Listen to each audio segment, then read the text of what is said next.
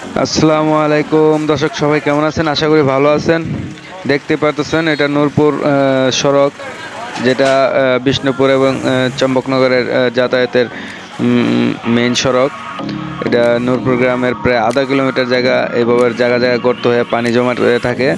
তো আমরা সবাই মিলিতভাবে এটা আমরা ভরাট করার চেষ্টা করতেছি।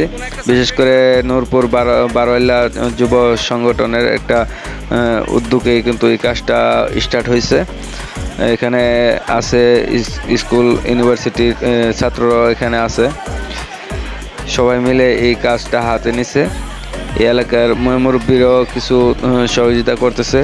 তো আশা করি এই রাস্তাটা অতি দ্রুতই আমরা এটা একটা সলিউশন করব ইনশাল্লাহ। এই রাস্তাটা যাতে মানুষ যাতায়াত করতে পারে, যাতে কোনো ধরনের আর দুর্ঘটনা না হয়। এখানে অনেক দুর্ঘটনা এ পর্যন্ত হয়েছে। অটো রিক্সা এবং সিএনজি, সিএনজি না, বিশেষ করে অটোই এখানে অ্যাক্সিডেন্ট হয় বেশি, এবং মোটরসাইকেল অ্যাক্সিডেন্ট হয়। তো